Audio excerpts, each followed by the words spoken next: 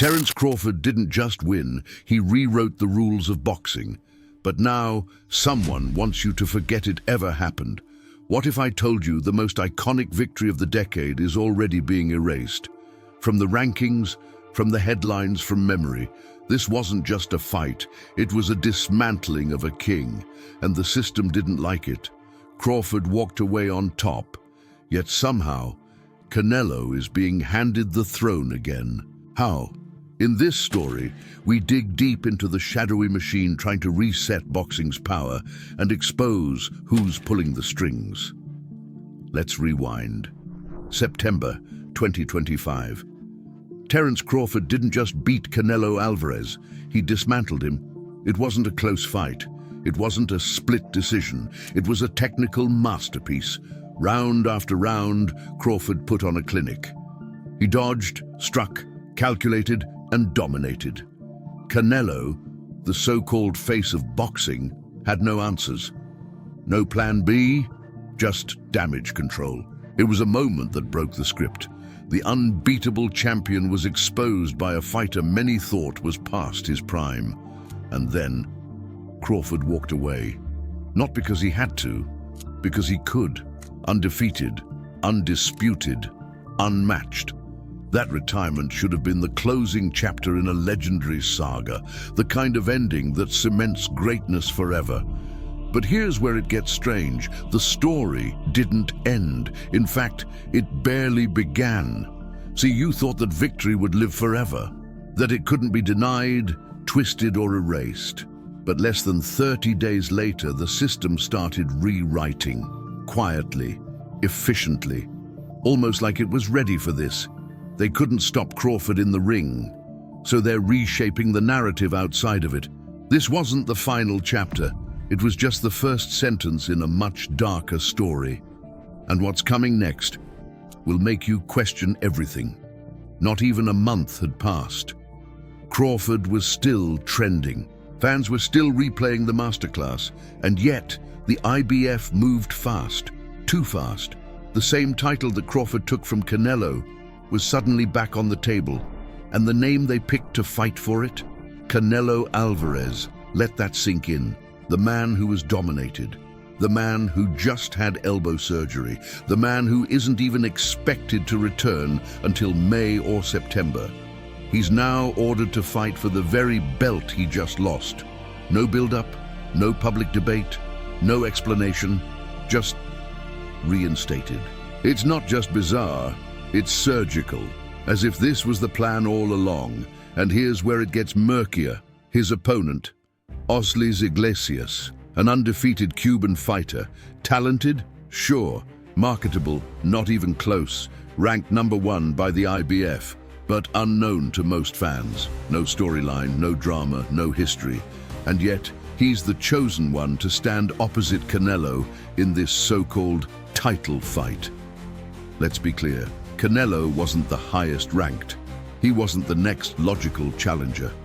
And Iglesias isn't the kind of opponent that sells pay-per-views or makes headlines. So why this matchup? Why now?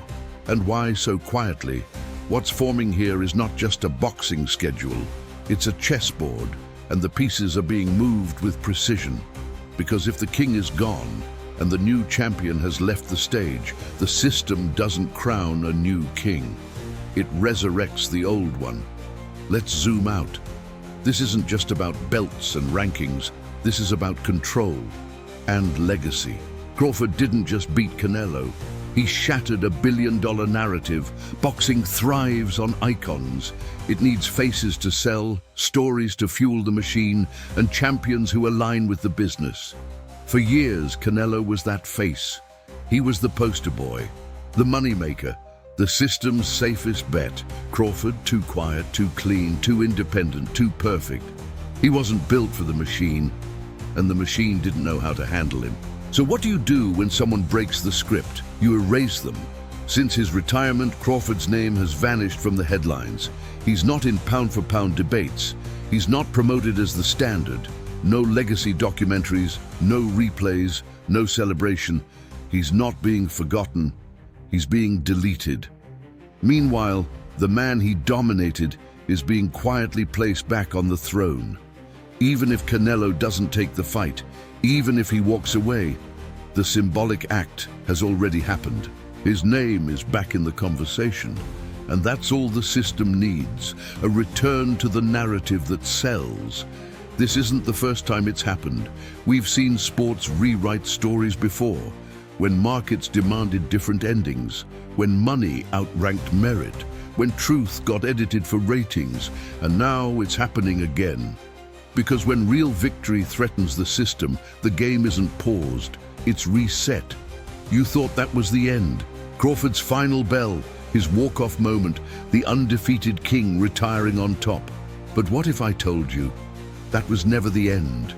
What if that night, the one we all watched, the one we'll never forget, was only the beginning of a story being buried right now? Because behind the smiles, behind the sanctioned rankings and polite press releases, a quiet operation is underway.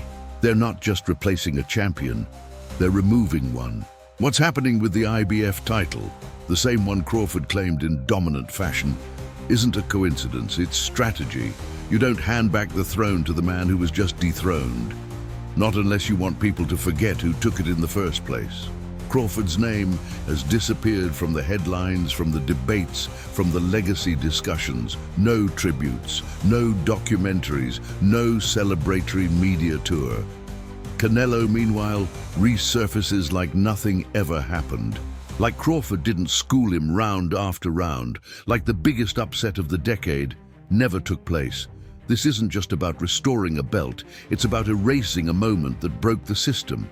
They're not just returning a title, they're trying to rewrite reality. And with every quiet article, every silence from the networks, every order from the sanctioning bodies, they get a little closer. But here's the part they can't control. You saw it. You remember. You felt that night. You watched the myth of Canelo collapse under Crawford's brilliance. That memory, that truth, lives in every one of us who watched it unfold. So now it's up to us. If they're rewriting the present so easily, what else have they already rewritten?